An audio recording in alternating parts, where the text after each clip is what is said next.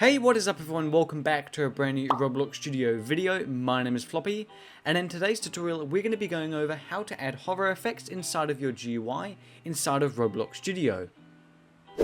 In today's video we will be going over how to add hover effects to your GUI.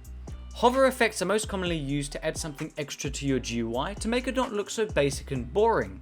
These are used in a variety of different games, from simulators to first-person shooter games. In today's video, we will be going over 5 different systems which you can add into your very own Roblox game GUI. In most cases, these hover effects are added into image buttons or text buttons, which represent what the player will be clicking on, but can also be added into separate frames and labels. In System 1, I show you how to make a hover effect which scales up the GUI when a mouse enters the GUI. When the mouse is then removed, the GUI is scaled back down to its original size. In System 2, we do the exact same thing, but this time it's a smooth animation when the GUI is scaling up and scaling down. In System 3, we use the same code as System 2, but just add a line of code so when the GUI is hovered over, the GUI is scaled up and then also changes the GUI background color. Then, once the mouse has been moved away from the GUI is scaled back down and the color changes back to the original color. In System 4, I show you how to make it so when a mouse enters the GUI background color changes. Then once the mouse has left the GUI, it changes back to the original color. This system does not include any scaling or animation. In System 5, I show you how to make it so when a mouse enters the GUI, a sound plays. Then once the mouse leaves the GUI, another sound plays. With this system, we can adjust it to make it only play one sound, but that's completely up to you. So for starters, we want to make sure our Explorer in properties are enabled. If our Explorer in properties are not enabled, head up to the top bar here, click on View, and then enable Explorer in properties, and they should show up somewhere over your screen. Now that you've gone and enabled your Explorer in properties, you now want to go and create your GUI, which we're going to be creating the hover effect on.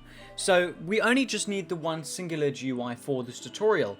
But again, if you are wanting this in multiple GUIs, then obviously you'd have multiple GUIs, but simply because I've got a blank base plate, it doesn't really matter. So I'm just going to go and create myself one singular text button. So click on the plus button here next to Started GUI, click on Screen GUI, and now that will insert a Screen GUI inside of your Started GUI. You then want to click on the plus button next to your Screen GUI and insert a frame, or you don't necessarily have to insert the frame, but this frame is just kind of where the I guess you could say the background of all your buttons in the game can be. So this is going to be our background here, and we're going to set the transparency to 1. So now the frame covers the entire screen, and this is where our button is going to be. We then want to click the plus button next to our frame and insert a text button. Now keep in mind, it doesn't matter where your text button is, as long as you've got a text button or any type of GUI, you've got no problem. So let's say you had another frame inside of here with only your text button, that will also work. It doesn't matter where your text button is. It could just be here alone in the screen GUI. It doesn't really matter where your text button is. As long as your text button is there with the script, it will no matter work. So go and customize your GUI to how you would like it. Really, it's up to you. Anyway, we've got our text button here now, so this is going to be our button that the player is going to be hovering over, and then something will happen. Now, either you've got a script in there to prompt a game pass, or you've got a script in there to open up another GUI. That will vary, but that will not affect your hovering over effect. So we want to then customize our button here, so I'm just going to keep this very straightforward and quite basic. So I'm just going to obviously go and change the text here first. So we'll go and change the text to, let's just change it to hover. I mean, really, if whatever yours is, it could probably be Game Pass or who knows what. Whatever your GUI is called, or if you are using a image button, obviously go and insert your image then. But for this tutorial, I'm using a text button. So there's our hover text scaled. We'll change the font. And then we'll also go and click on the plus button next to our text button and insert a UI corner to go and add some nice curved corners. So I'll set this just to 1, so that should give us quite a nice curved corner there. And then I'll go and do UI stroke, so this will now go on the outside of our button, but you can see it hasn't actually gone out on our outside of our button. It's gone onto the text in the middle there, and that's not what we want. So we want to go to here to our properties. Keep in mind, you do not have to do this only if you're customizing your GUI. So I'm going to go and change the apply stroke mode from contextual to border. So now we are bordering the GUI, and I'm going to go increase the thickness to 3. So now that we have more of a nice looking GUI there, text button. So now that you've gone and finished creating your GUI, before we go and add the script in and we configure all of that, there's one last thing that we need to do to make sure that our GUI is done correctly, and I guess you could say scales out correctly. So now really depending on where you want your GUI to expand from will depend on this. Now what we're going to be adjusting is the anchor point. Now the anchor point is basically this little small square that you can see just to the left of the, or I guess you could say just below this top little expandy bit. You can see like there's a small little square just below the top left grabby thing there. There's a small little one there, and that is your anchor point, meaning when we go in now, let's say we go and run the script with an anchor point of 0.1, sorry, 0.0, like fully 0, the anchor point being 0, then the GUI is going to scale out this way. It's not going to scale out like all over the show. It's going to be scaling out to the right, which is not necessarily what everyone wants. So now let's say you are wanting a hover effect that kind of zooms out everything and zooms out from all directions. Then you'd set your anchor point to 0.5, 0.5, just like that. Now it will move it over there, but you just simply drag it back. It is easy as that. And now you can see that small little square that was there before is now there where our text is. You can kind of see it just there amongst the V. And now that is our anchor point. So when we go and hover over it here in a bit, what will happen is the sides, every part is now going to expand because we are scaling up everything. Where if it was on the other anchor point of 0, it is then going to just drag it out that way. Now, there is also another option. You can go and change the anchor point to 1,1. And this basically makes your anchor point on the complete opposite side. So anchor point 0 was there, anchor point 0.5 was there, and anchor point 1 is right there. You can see it just above the little expandy bit there on that side. And basically what that does, again, is it expands it out in the opposite direction. So depending on if you want that or if you don't want that will depend, but for the tutorial we're going to be keeping it as 0.5, 0.5 so that the anchor point is in the middle of our GUI. So we'll go and pop our GUI just there, and now that our anchor point is set, we'll now be able to go and insert the script. Obviously, depending on where you want your anchor point to be and how you want the GUI to scale up will depend, but I feel 0.5 is going to be the most common anchor point that we are using and that is used inside of Roblox games. So what we want to do, we then want to click on the plus button next to our text button and insert a local script. Now keep in mind, as I've said, you can go and adjust this to whatever you want. You can go and change your text, you can go and change the colors, you can go and change the names. It really doesn't matter. Go and adjust it and make the button fit your preference. Alrighty, so let's head back over here to the local script now. So we're going to be starting with system 1. Now, this is going to be the most basic system of today, and basically what system 1 does is when a mouse enters the proximity or enters our GUI button here, it will then size up with no animation and nothing else will happen. So basically what will happen here, I'll be playing along, wada wada wada, I go and move my mouse over here above the hover, and then the actual hover GUI will size up, so it is actually larger when I'm hovering it. Then if my mouse goes and moves away, it is then going to lower down and scale back down to its original size, this size right here. So to do that, we want to head over here to our local script. We then want to go down to the description of this video, copy and paste the code that is in the description, bring it back to Roblox Studio, remove all the previous code, and then paste in the new code. Now I'll quickly zoom out here just so you can see the whole full code there. So I'm not exactly going to go over every single little bit of the code, because if I had to go over 5 different scripts and still make this video relatively short and quick and efficient, I'll be here till tomorrow morning. So I'm going to keep it very brief, very basic, and kind of just give you a brief overview on what everything is doing.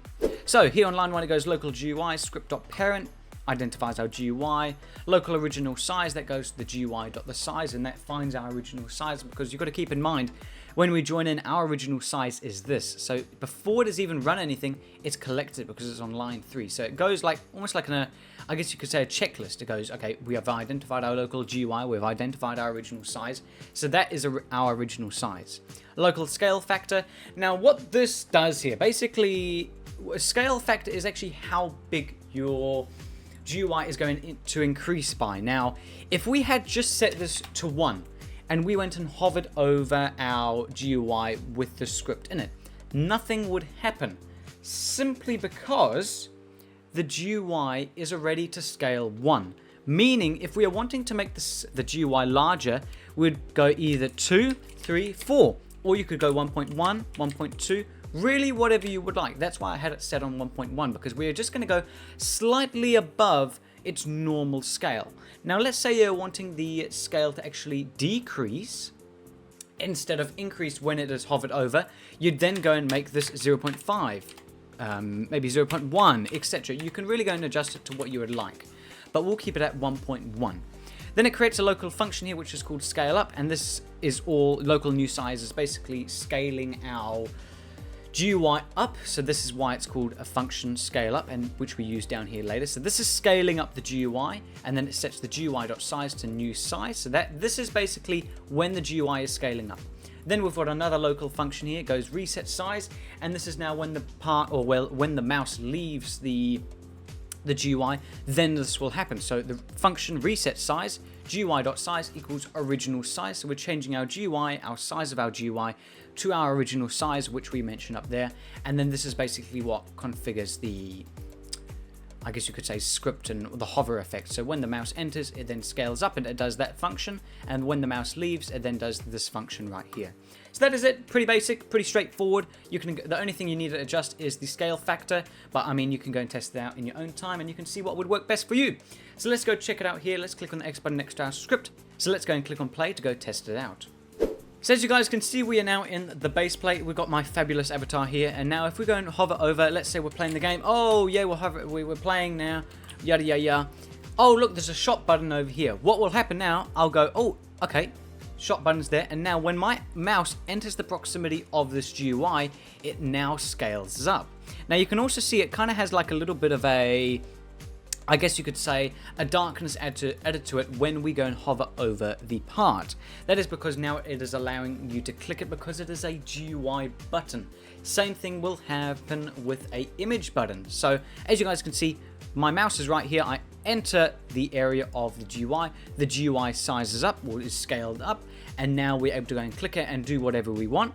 And as you guys can see, because our anchor point is 0.5, it is like expanding in all directions, not just the one direction. Now let's say our anchor point was 0, that we had it set at what it's set as default. Let's say we had it as 0. What would happen now? Let's go and move it back just over there. If we went and clicked play and we did the exact same thing with the anchor point now at 0, you're able to see the GUI, this side of the GUI doesn't move. Only this corner of the GUI moves. So that is system 1 completed. We are now moving on to system 2. Now system 2 is pretty much the exact same as system 1, but all we are doing is adding a smooth scaling. Now what this is basically meaning is we are adding a tween service, an animation, making it a much more smoother transition when the GUI is being scaled up. So it works exactly the same as system 1, but it is just in a much more smooth, good looking transition. Instead of it just being a quick, sudden scale up, this is now going to be like a, I guess you could say, yeah, a good transition between the scales. So what you want to do, you want to go down to the description of this video, copy and paste the code that is in the description, bring it back to Roblox Studio, remove all the previous code, and then you want to paste in the new code. Now as you guys can see, it is pretty much legit the same. All we're doing is adding a tween service, and that basically controls the transition and the animation. So we've gone and added a tween service here, and now it's pretty much the same as we remember. There's our functions, etc. There's the things that scale it up and down and all of this. But we have got a new variable. It's called local tween time. Now this is basically determining how long it is going to take for that transition of the scaling up to be completed. Now I've got it set to 0.1 because I feel that's a smooth, good looking time for, or a good enough amount of time for the GUI to zoom in and zoom out with animations. Now you could set it to 1, but what may happen is it may become a little bit pixelated and not be a smooth transition. if you had it at 1, but 0.1 I feel is quite good. Same thing here with the scale factor, you can change that there, but you can go and adjust this if you want. Same thing, new size, and now all we are doing is we're getting the tween service. So game get service, tween service, create, GUI, tween info, tween time, size, new size, and play. So this is basically playing our... Well, it's not playing, it's kind of getting the thing ready. So when it is called down here, it then plays if it is if it is ran. So if the scale is up, then this plays because this is now scale up. This is the local function for scale up. So when this is run, this runs right here, and this basically plays that animation and plays that tween, increasing the size of the GUI. Same thing happens down here. This is now scaling down. Same thing exactly, and we're changing the size to original size, and then it plays whenever it's mentioned down here. So pretty much the same, pretty straightforward, you know. So let's go head over here to the X button next to our local script, go and close that, and let's go test it out and see how it works. Alright, we are now back in the base play, and this is now going to be system 2. So now when we go and hover over this GUI here, it is now going to scale up just how it did in system 1, but with a much smoother animation, making it a little bit more professional. So if we go hover over our GUI over here, you're able to see it scales up, but now it isn't a sudden flick and it's scaled up. It has a nice bit of a ease into it, basically adding a transition or adding an animation into the button. So if we go, and because our anchor point is 0.5, it now scales out either way and every single way. We are now moving on to System 3. Now, System 3 is pretty much... We are using the exact same script from System 2. We are just adding something onto it because there are a couple of people out there that may want the background color of their GUI to change when you're actually hovering over that GUI. So we will be using this script right here from System 2. You could use System 1, whatever you would like to do, but we're going to be using System 2. So let me quickly go and change the tween time back to 0.1. There we go. All looks good there.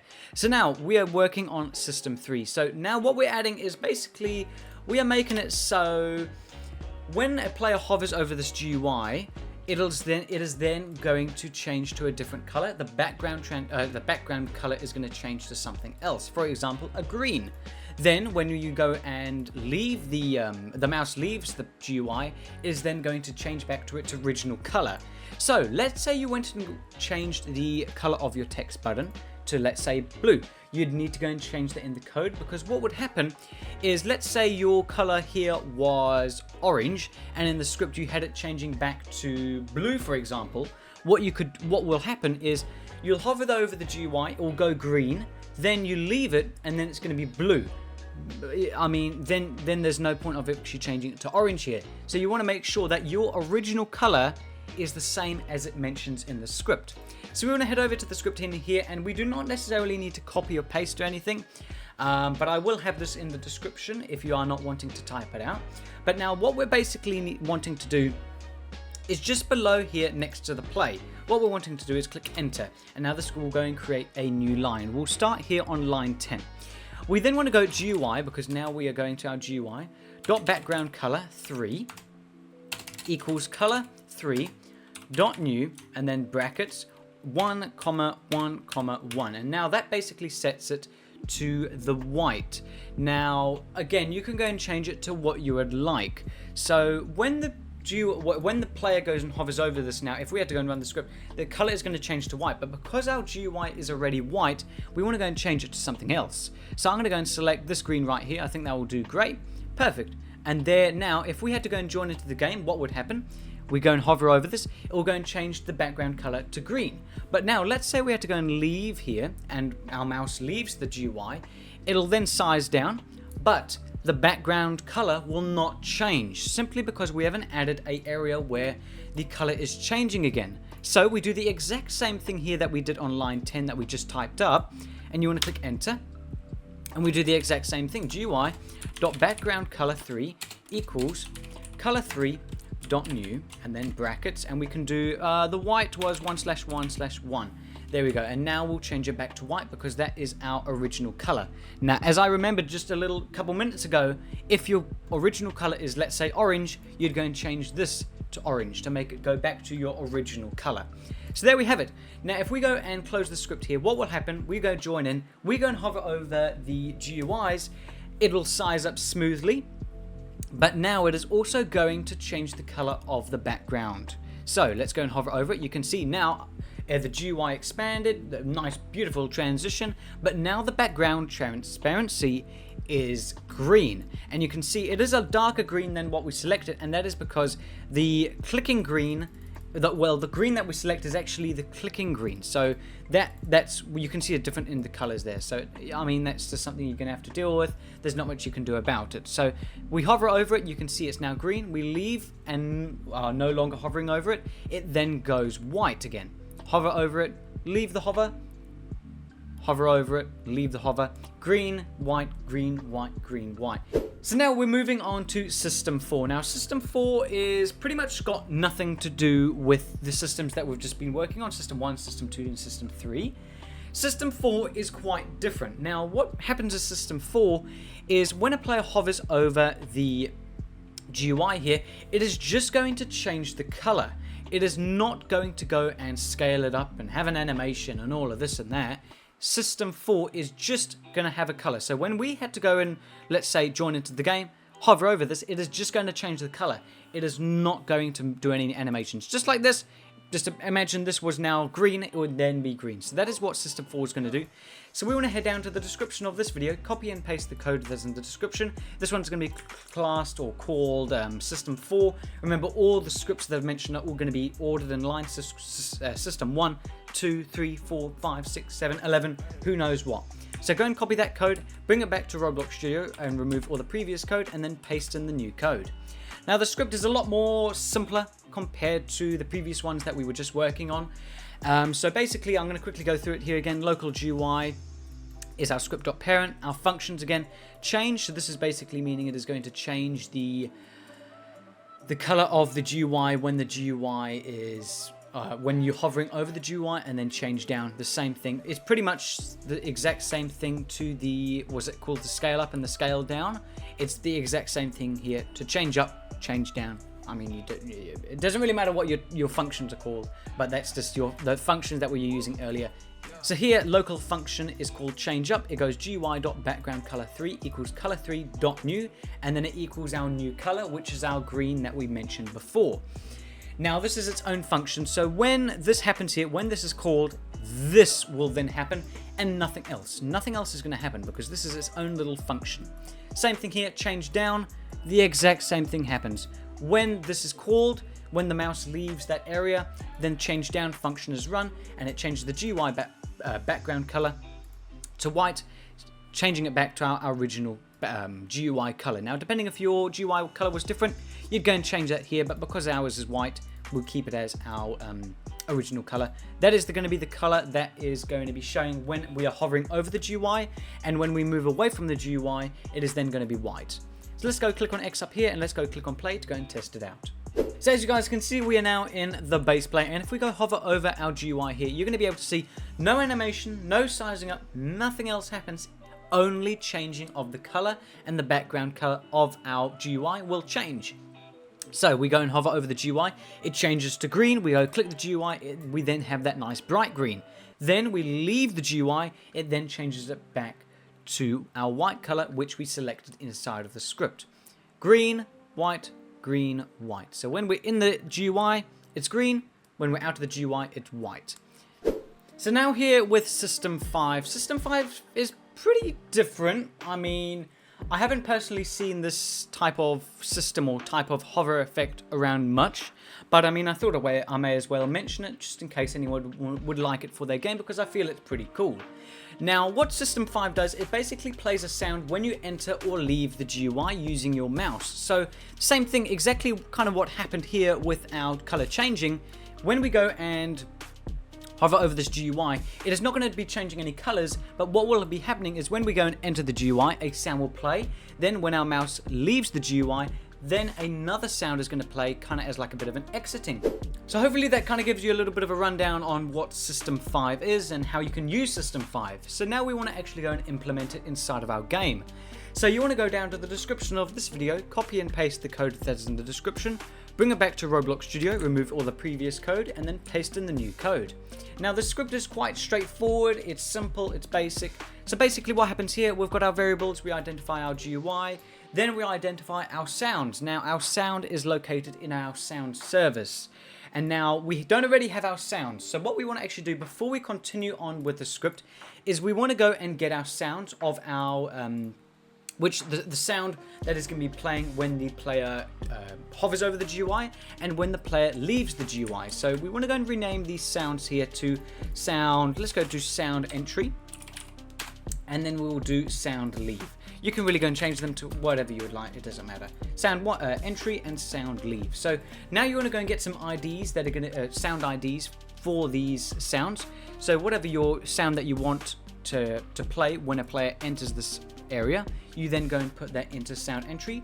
And whatever sound you want to play when you leave the area, you'd put that in sound leave. So go and get your sound IDs. So I've now gone and inserted my sound IDs. I've got a simple random sound that I used in my previous game. I've gone and put that here. It's like a little short little sound effect because you don't want a whole flippin' song to play when you go and hover over a GUI. You just want it to be a quick sound effect, 1 or 2 seconds max. And then I've got a sound leave, which is just a sell sound effect. So when a player sold coins, they would then hear that sound effect. So I've just gone and thrown in some random sound effects from my previous game development. So really whatever whatever sound effects that you would like in your game, you'd go and put them there. There's many free ones on the main Roblox page in the creator marketplace. So we've got our 2 sound IDs right here. You insert your sound IDs here into the properties, by the way, in each of these, and then you don't tick anything else, you just put the sound IDs in and job done. We then want to head over to our local script up here, and now we want to go and adjust a couple things. So now depending on what you went and named your sounds will depend on what you go and change these here to. So I've got local sound equals game.soundservice.sound effect. So we go to our game, to our sound service, and then we need to go and find our sound. So we go and change our sound effect to sound entry. This can be called sound entry. Then we go exit sound equals sound service sound effect leave. These were the names that I did when I was testing the script and whatnot, so please don't mind that. But you're just going to change the sound effect leave to, we're going to do sound leave just like that because that is our exiting sound. And basically it works exactly like the other scripts. It creates a local function. It's called change up. I don't think I actually changed these local function names because I use the same script. I just changed what actually happens in the script there. So you can go and change these to volume, sound play, or whatever you want. It doesn't matter. I mean, it doesn't affect much. But if you really wanted to, you could. We've got our local function change up, and this is all that is happening in this function. So when it is called later, only this happens, and then our sound. So when when the mouse enters, change up function is called, and this is our change up function. So this plays our sound entry sound, which is called our sound. Same thing happens here. When the GUI.mouse mouse leaves, then it calls for the change down, which then plays the exit sound, and that plays the sounds there.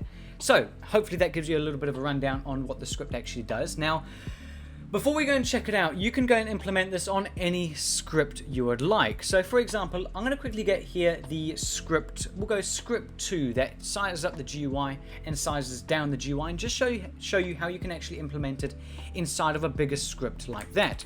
So I'm just going to go and click enter here, make some space. So now if we went and played this would not work. It would probably bug out and a whole lot of hubba jubba, and I just wouldn't recommend it. Anyway, so what you can do here is if you are wanting sound inside of your GUI when you hover over the GUI, sound plays, you delete all of this and then you'd implement it in just this one singular script. But we'll keep this here because we're going to use this here in a little bit.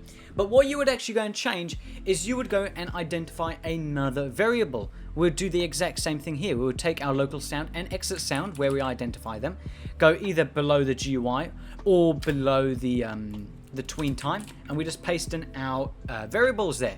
Then all you do is in between here, in between the scale up and whatnot, the scale down, you just go here after the play, and then you just go and do sound play, and just brackets like that. Now that is a event because now sound play, exactly what we had there. And just make sure it is on the correct one. So that is the scaling up, that is the scaling up of the GUI. And then once it is scaled up, it is then going to play that sound. And then we do the exact same thing right after it. So if we just go play here on the scale down, we do our exit sound. This is when the mouse has exited the GUI. We go and write exit sound, and then we just do play with our brackets right there. And now, if we had gone and used System 2 and inserted sound, that is how you would do it. So if we had to go and play this right now, what would happen? We would go enter the GUI, we would scale it up, you know, all this hooba juba, and gone in nice transition, but then also a sound would have played. So that is how you can add it into a much bigger script there.